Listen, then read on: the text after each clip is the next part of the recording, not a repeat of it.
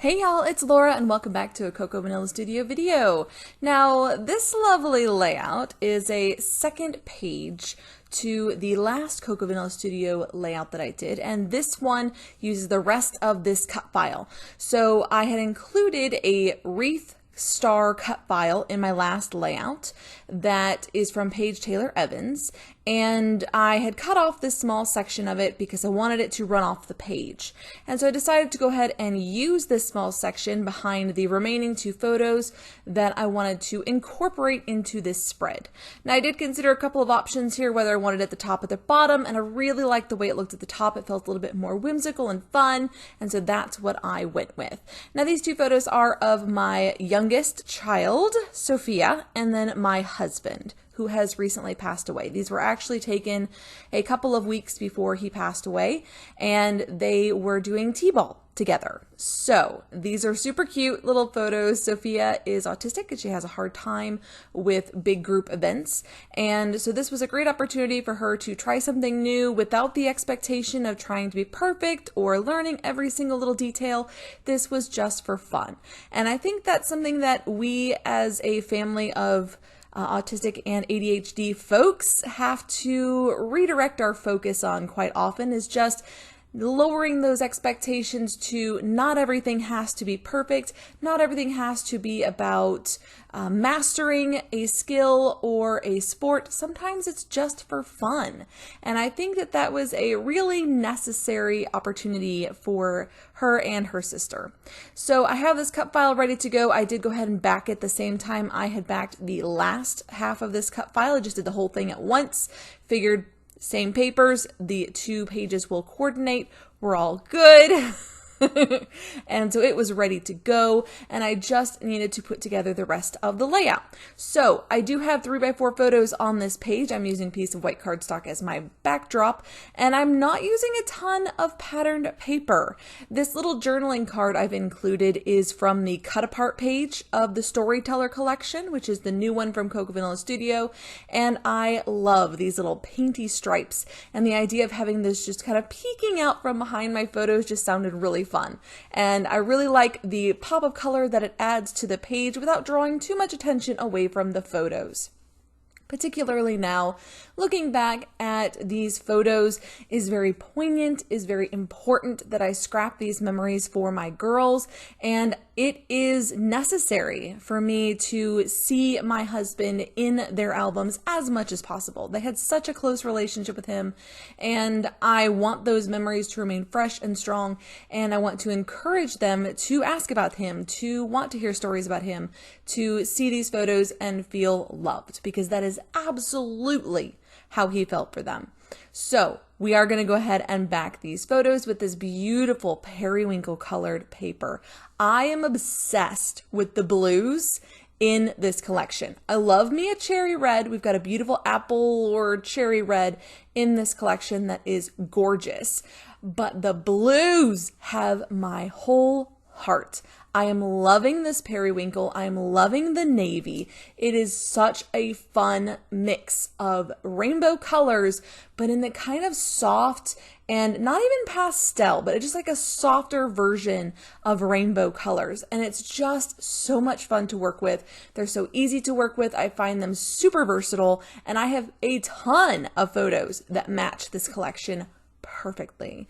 So far I have scrapped now 2 sets of baseball photos and some selfies. I have a ton of pictures of my boys that I want to do as well, which should be interesting because this is a hearts and books and florals heavy collection, but I will find a way to scrap my boys with it as well, because I do love to give myself that little bit of a challenge to make sure that I can use a collection on any number of photos, any number of topics, any number of themes.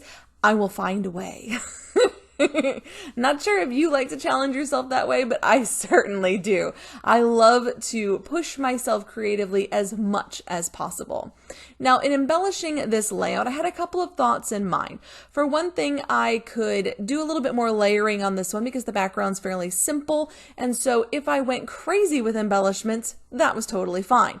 The other thought that I had is because I was going to have a busy top half of this layout that I was going to keep the bottom half pretty simple. And that just creates some balance on the page and gives your eye a place to rest amidst all the busy stuff at the top.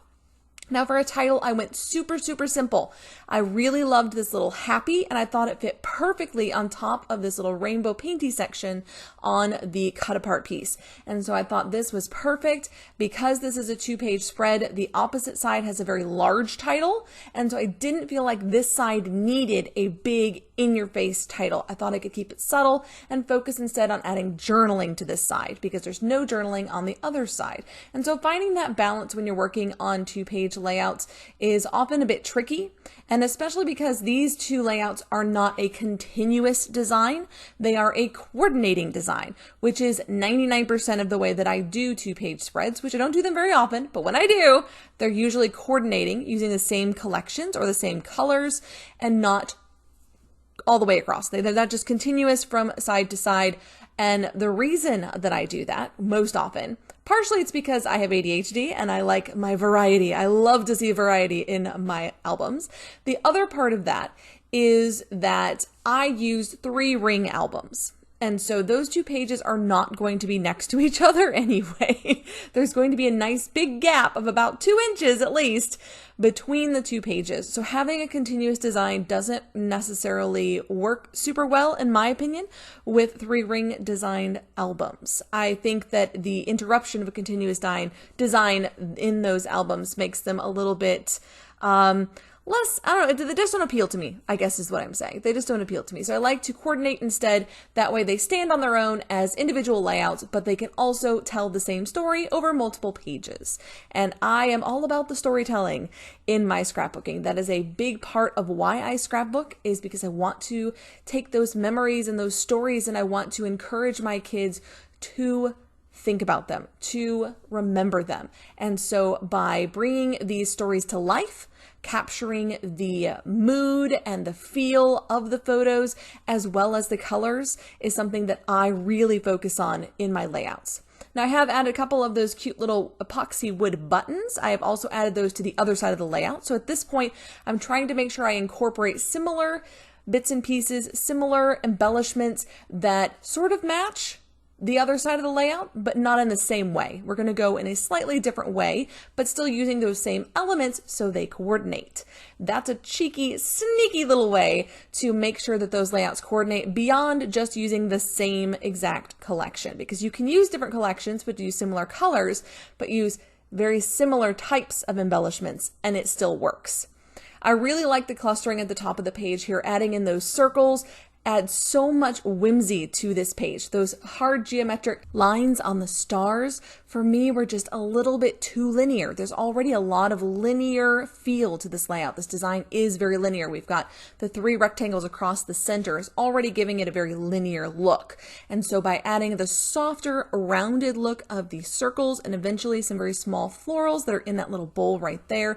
Yes, I did fussy cut those tiny little florals out.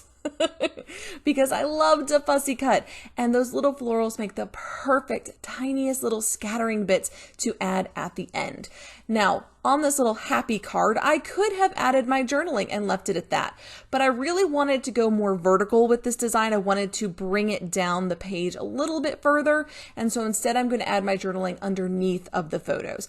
I also wasn't sure how much I wanted to say because this is a fairly new memory, and so I do have some details to add. I wasn't exactly sure how much I wanted to write. And so by giving myself a little bit more flexibility at this stage while I'm still thinking about what I want to write, that was really helpful. I knew I could either draw in a bunch of lines underneath, which I did consider, or what I end up doing, which is bringing in a piece of frame ephemera and using that to hold my journaling together with the photos. Now these beautiful stickers on the left-hand side, I admit to hoarding a little bit. They're so pretty.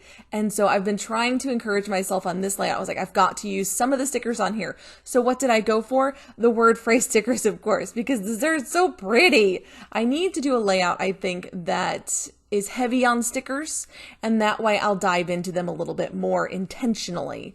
But given the options and all of the beautiful bits and pieces that are in this collection, it is hard to go for the stickers because there are just so many gorgeous things in this collection, and I just want to use all of them.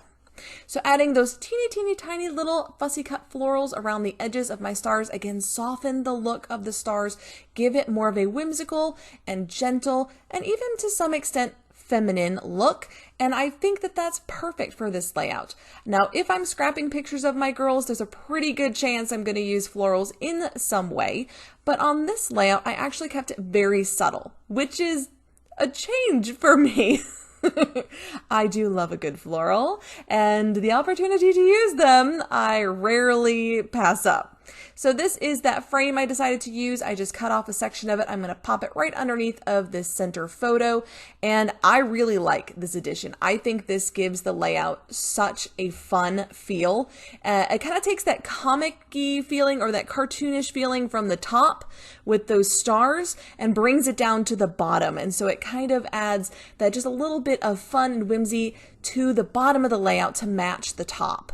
Now, I could have left it here. This does look fine. Having this little journaling box at the bottom, creating kind of a addition sign, plus sign, however you like, of my photos, and that journaling spot up to the very top of the page is a very cool look.